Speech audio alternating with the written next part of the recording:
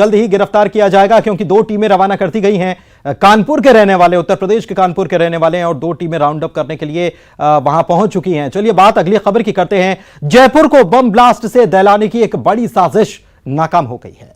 Rajasthan police ने चित्तौड़गढ़ के निम्बाहेड़ा में सूफा संगठन के 3 कट्टरपंथियों को गिरफ्तार किया है और इनके पास से बम बनाने का सामान, टाइमर और करीब 10 किलो RTX भी बरामद हुआ है।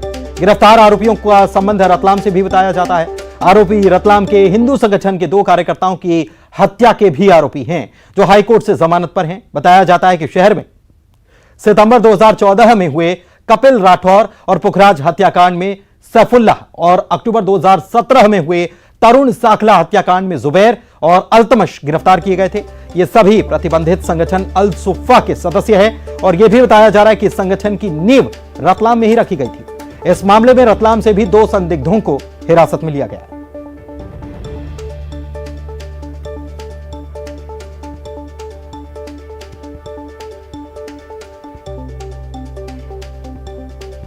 सुधीर हमारे संवाददाता हमारे साथ फोन लाइन पर जुड़े हुए हैं रतलाम से, उनसे जानकारी लेते हैं। सुधीर, बेहद चौंकाने वाला यह पूरा मामला और खुलासा हुआ है और इसके बाद अब चूंकि ये मामला राजस्थान से भी जुड़ा हुआ है, लेकिन मध्य प्रदेश की पुलिस कैसे सक्रिय हुई है? और यह भी जानकारी मिली है कि रतलाम में ही इस संगठन का गठन हो गया था, तो मध्य प्रदेश की पुलिस की जांच किस तरफ चल रही है?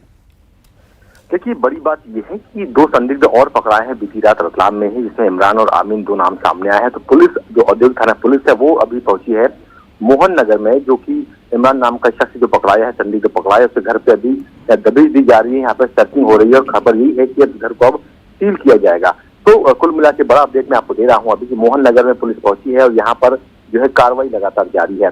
क्योंकि पुलिस ने मना किया है या कैमरा खोलने के लिए, क्योंकि तो ऐसा ना हो कि कोई बात यहाँ बढ़ जाए, तो पुलिस मीडिया को इस पूरी कार्रवाई से दूर रखे हुए। लेकिन बड़ा सवाल यही है कि अल सुफ़ा ये संगठन की बात लगातार सामने आई है। 2012 में इसका गठन यहाँ पर रतलाम में किया गया था और लगातार जो है ये लोग युवाओं को टारगेट करते थे, उनको ब्रेन वॉश करते थे और उन्हें जो कट्टर इस्लामिक जो शिक्षा है वो और बहुत सी ऐसी जो मान्यता है वो उसकी यहाँ पे सीख दी जाती थी। और कहीं ना कहीं ये जो एंटी सोशल जो गतिविधियां हैं उन्हें युवाओं को इस एक्टिविटी में भी शामिल किया जाता था।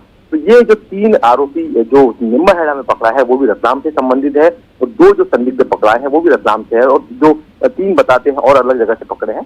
कुल ऐसे 8 लोग संदिग्ध अब तक के इस पूरे मामले में राउंड अप। सुधीर, आप बता रहे हैं कि 2012 में इसका गठन किया गया था, उसके बाद से लेकर इतना वक्त बीत गया, करीब 10 साल होने आए हैं इस मामले को लेकर।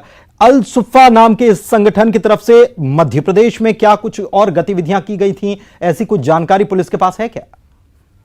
देखिए, 2012 में जब गठन इसका हुआ था, 2014 और 2017 में इन्होंने 2 बड़े हत्याकांडों को रतलाम शहर में अंजाम दिया था। लेकिन बड़ी बात यह है कि आसपास के जो दूसरे आसपास के जिले हैं या कोई दूसरा शहर है, वहां इनकी गतिविधियां संचालित या कोई बड़ा ऐसा नाम, कोई नेटवर्क सामने नहीं आया कि इनने कोई बड़े कारनामों को अंजाम दिया हो। तो रतलाम तक की इनकी गतिविधियां जो है यहाँ पे सीमित थी। लेकिन 2017 में करीब 6 लोगों को राउंड अप किया गया था, जिन पे देशद्रोह का भी यहाँ पे मामला चला था।